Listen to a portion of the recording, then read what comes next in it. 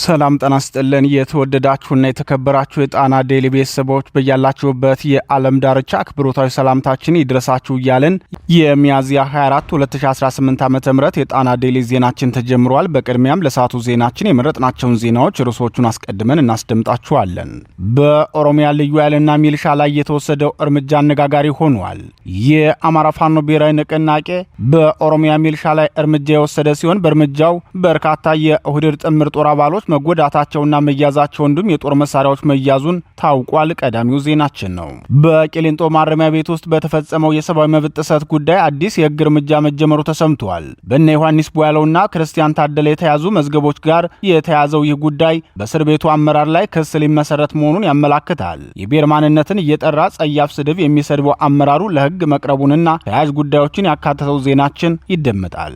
በቀይ ባህር ዙሪያ ያለው የጸጥታ ውጥረት አዲስ አቅጣጫ ይዞ እየመጣ ነው። ሶማሊላንድ ከእስራኤል ጋር የጸጥታና ወታደራዊ ትብብር ለመመስረት የምታሳየው ፍላጎት በቀጠናው ያለውን የፖለቲካና የደህንነት ሚዛን እንደሚቀይር ሲጠበቅ ይህ እርምጃ በአፍሪካ ቀንድ ቀጠና ላይ ቀድሞውንም ያለውን ውጥረት ሊያባብስ እንደሚችል ባለሙያዎች እየጠቆሙ ነው። በስፋት ይዘነዋል። የዓለም ፖለቲካ አዲስ የውጥረት ምዕራፍ እየገባ ይመስላል። ዶናልድ ትራምፕ በመካከለኛው ምስራቅ ያለውን የአሜሪካ ኢራን ውጥረት ሲያበረታቱ፣ በተመሳሳይ ጊዜ ከአውሮፓ ህብረት ጋር ያላቸው የዲፕሎማሲና የንግድ ግንኙነት እየተናወጠ መሆኑ ታይቷል። በሆርሙዝ ሰርጥ ዙሪያ ያለው ውጥረት፣ የጦር ዝግጅቶች መጨመርና ከአውሮፓ ጋር የተፈጠረው የንግድ ግጭት በአንድ ጊዜ መከሰታቸው ዓለም ወዳልታወቀ አቅጣጫ እየተጓዘ መሆኑን የሚጠቁም እንደሆነ ተቆጥሯል። በሰዓቱ ዜናችን ተመልክተነዋል። የተወደዳችሁና የተከበራችሁ የጣና ዴሊ ቤተሰቦች እነዚህንና ሌሎች ዜናዎችን ይዘናል። እስከ ዜናችን ፍጻሜ ድረስ አብራችሁ እንድትቆዩ እየጋበዝን ወደ ዝርዝር ዜናዎቹ እናልፋለን።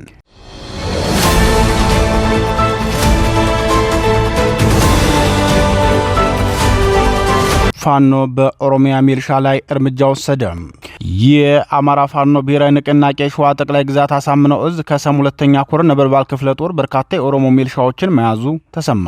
በትናንትናው ዕለት ሚያዝያ 23 2018 በኦሮሚያ ክልል ባዳማ ወረዳ ልዩ ስሙ በሙከር ሃሮ ቀበሌ የሰፈረው የኦሮሚያ ሚሊሻ ላይ በተወሰደ ኦፕሬሽን በርካታ ሙትና ቁስለኛ ከተደረገ በኋላ ከሞት የተረፉት እጅ መስጠታቸውን እዙ ከላከው የቪዲዮ ማስረጃ ለመመልከት ችለናል።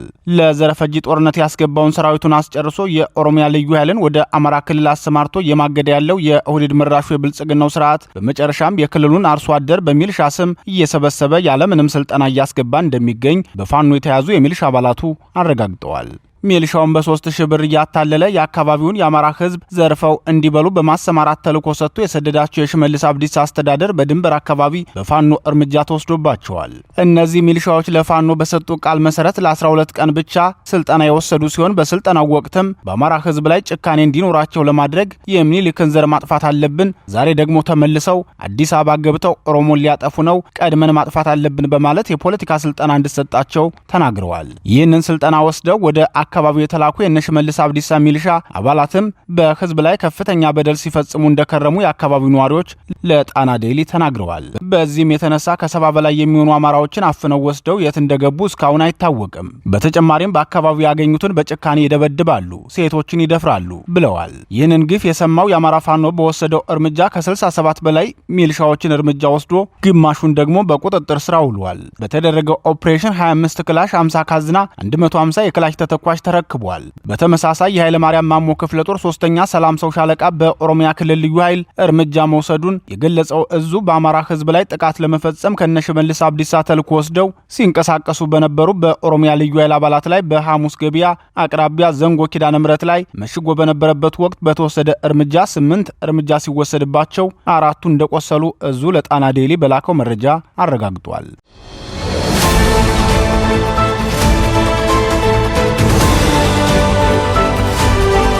ቂሊንጦ ማረሚያ ቤት ውስጥ የሰብአዊ መብት ጥሰት ፈጸሙ የተባሉ አመራር ላይ ክስ ሊመሰረት መሆኑ ተሰማ። በእናቶ ዮሐንስ ቧያለውና በአቶ ክርስቲያን ታደለ መዝገብ ስር በሚገኙ ተከሳሾች ላይ የቂሊንጦ ማረሚያ ቤት አመራር ኢንስፔክተር ድሪባ ሰንበታ ፈጽመውታል በተባለ የሰብአዊ መብት ጥሰት ምክንያት ነው አመራሩ ክስ የተመሰረተባቸው የተባለው።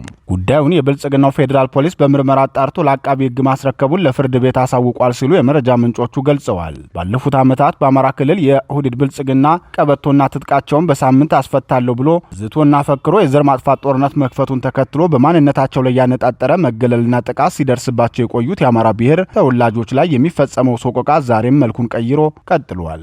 በተለይም ኦህዴድ መራሹ ብልጽግና የነቁና የበቁ የአማራ ፖለቲከኞችን፣ አንቂዎችን እንዲሁም ጋዜጠኞችን በማንነታቸው ብቻ እየለየ በጅምላ ማሰሩን ተያይዞት ቆይቷል። ከአዋሽ አርባ እስከ ሸዋሮቢት እንዲሁም ከቃሊቲ እስከ ዝዋይ ባሉ ማረሚያ ቤቶች በአደባባይ ከታሰሩ ባሻገር በርካቶች በድብቅ እስር ቤቶች ታጉረው ስቃይ ሲቀበሉ ቆይተዋል። በጨለማ ተወስደው የት እንዳሉ የማይታወቁ እንዲሁም ከተወሰዱ በኋላ ተገድለው አስከሬናቸው ጎዳና ላይ የተጣሉ የአማራ ተወላጆች ጉዳይ ላለፉት 2 ዓመታት የበርካታ ዓለም አቀፍ ሚዲያዎች የዘገባ ትኩረት ሆኖ መክረሙ ይታወሳል። እነዚህ በማንነታቸውና በአማራነታቸው ብቻ የገዢው ስርዓት የጥቃት ኢላማ የሆኑ ንቁ የህብረተሰብ ክፍሎች ያለምንም በደል በሽብር ወንጀል የክስ ድራማ ተዘጋጅቶላቸው ፍትህን ከማያውቁ አካላት ፍትህ እየጠበቁ ይገኛሉ።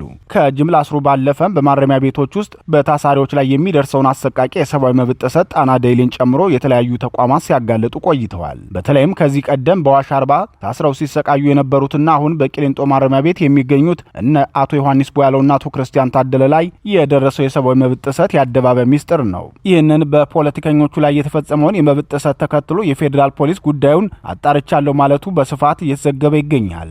በእነ አቶ ዮሐንስ ቦያለውና በአቶ ክርስቲያን ታደለ መዝገብ ስር በሚገኙ ተከሳሾች ላይ የቂሊንጦ ማረሚያ ቤት አመራር በሆኑት ኢንስፔክተር ድሪባ ሰንበታ አማካኝነት የሰብአዊ መብት ጥሰት መፈጸሙ መረጋገጡ ተሰምቷል። ኢንስፔክተር ድሪባ በታሳሪዎቹ ላይ በማንነታቸው ብቻ ብሔራቸውን እየጠቀሱ እጅግ ጸያፍ ስድቦችን ሲሰድቡና ሞራል ሲሰብሩ እንደነበር መረጃዎች ያመላክታሉ። ይህን ተከትሎም የፌዴራል ፖሊስ ግለሰቡ ፈጽመውታል የተባለውን የመብት ጥሰት በምርመራ አጣርቶ ለአቃቢ ሕግ በማስረከብ ለፍርድ ቤት ማሳወቁን የመረጃ ምንጮች ገልጸዋል። በዚህ መሰረት በኢንስፔክተሩ ላይ ክስ ሊመሰረት መሆኑ ታውቋል። ምንም እንኳን የፌዴራል ፖሊስ ምርመራውን አጠናቆ ማቅረቡ ቢገለጽም የፍትህ ሂደቱ ታማኝነት ላይ ግን አሁንም በርካታ ጥያቄዎች እየተነሱ ነው። የብልጽግናው የተረኝነት ፖለቲካዊ ስርዓት በእርግጥም ፖሊስ ኢንስፔክተር ድሪባን በሕግ ፊት ተጠያቂ እንዲሆኑ ይፈቅዳል ወይ? ፍርድ ቤት ውስጥ ከፖለቲካ ጥገኝነት ተላቆና ነጻ ሆኖ ይህንን ጉዳይ በአግባቡ ሊዳኘው ይችላል ወይ? ወይስ ይህ አሁን ይፋ የተደረገው መረጃ የህዝብን ቁጣ ለማብረድና ለፖለቲካ ፍጆታ ብቻ ታስቦ የተዘጋጀ ነው? የሚሉ አንገብጋቢ ጥያቄዎች በብዙሃኑ ዘንድ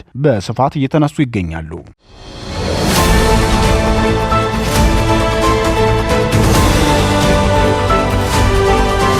የሶማሌላንድና እስራኤል አዲስ ፍቅር ለዓለም ሰላም የፈጠረው ስጋት።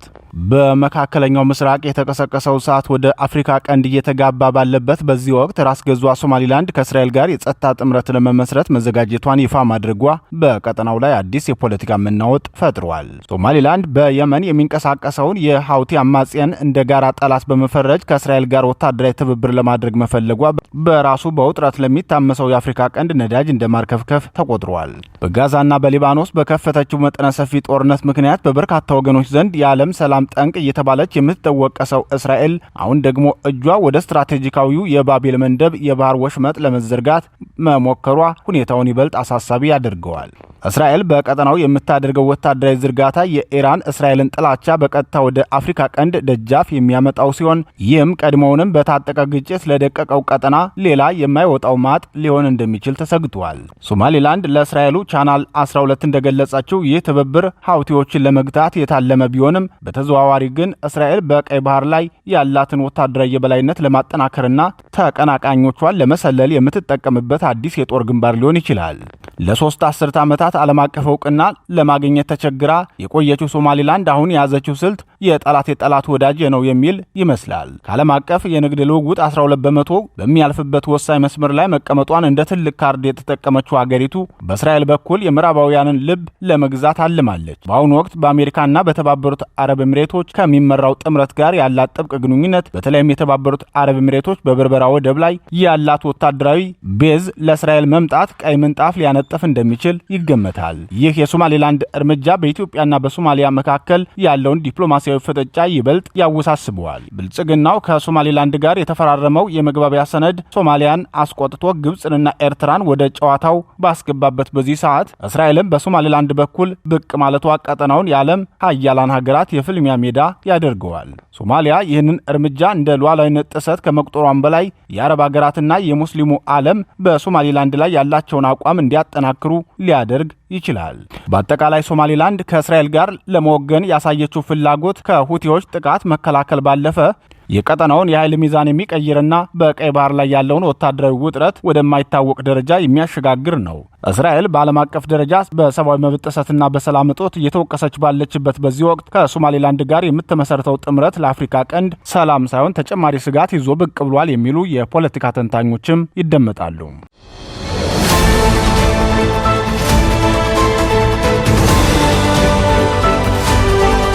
ትራምፕ ከአውሮፓ ህብረት ጋር ያላቸውን ገመድ በጠሱ።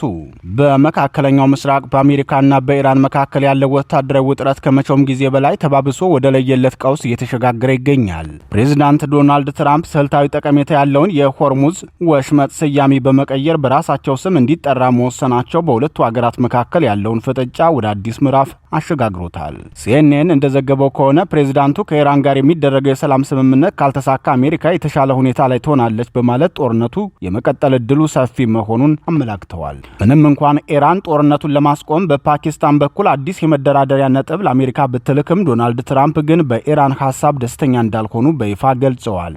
ፕሬዚዳንቱ አክለውም የኢራን አመራር እርስ በርሱ እንዳልተስማማና የአመራር እዙም መፍረሱን ጠቁመዋል። በተለይም ኢራን ለኒውክለር ያበለጸገችውን ዩራኒየም በሰላም የማሰጠን ከሆነ እኛ በሆነ መንገድ እንወስደዋለን ሲሉ የሰጡት ማስጠንቀቂያ ዓለም አቀፉ ማህበረሰብ ያስደነገጠ አነጋጋሪ ጉዳይ ሆኗል። በሌላ በኩል አልጀዚራ እንደዘገበው ፕሬዚዳንት ትራምፕ አሁን በቀረበው የሰላም ጥያቄ እንዳረኩና ጦርነቱ በቅርቡ እንደማያበቃ መግለጻቸው ተሰምተዋል። ለዚህም ማሳያ እንዲሆን አሜሪካ በ24 ሰዓታት ውስጥ ብቻ 6500 ቶን የሚመዝን እጅግ ዘመናዊ የጦር መሳሪያዎችን በባህርና በጦር አውሮፕላኖች ወደ እስራኤል ማጓጓዟ ታውቋል። ይህንኑ ግዙፍ የጦር መሳሪያ ዝግጅት ተከትሎ የእስራኤል መከላከያ ሚኒስትር በሰጡት መግለጫ በኢራን ላይ ሌላ ዙር ሰፊ ወታደራዊ ዘመቻ ሊኖር እንደሚችል አረጋግጠዋል። ይህ ወታደራዊ እንቅስቃሴ ቀጠናው ወደማይመለስበት መጠነ ሰፊ ጦርነት ውስጥ እየገባ መሆኑን አመላካች ሆኖ ተወስዷል። ከመካከለኛው ምስራቅ ቀውስ ባሻገር በአሜሪካና በምዕራባውያን አጋሮቿ መካከል ያለው የዲፕሎማሲና የንግድ ግንኙነት ገመድ እየተበጠሰ መሆኑ በግልጽ እየታየ ነው። ፕሬዚዳንት ትራምፕ በአውሮፓ መኪኖች ላይ የ25 በመቶ ቀረጥ መጣላቸውን ተከትሎ የአውሮፓ ህብረት ከባድ ያጸፋ እርምጃ ለመውሰድ እየተዘጋጀ መሆኑ ተሰምቷል።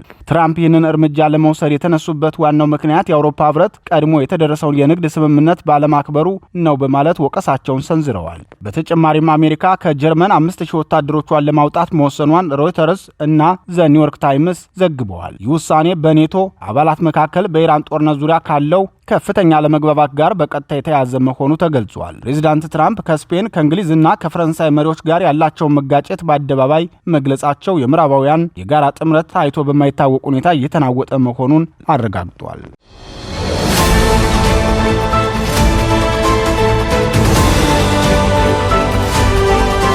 የተወደዳችሁና የተከበራችሁ የጣና ዴይሊ ቤተሰቦች የሰዓቱ ዜናችን የተከታተላችሁትን ይመስል ነበር። ምርጫችሁ አድርጋችሁ ስለምትከታተሉ እናመሰግናለን። ተሰናበትናችሁ። ጤና ይስጥልን።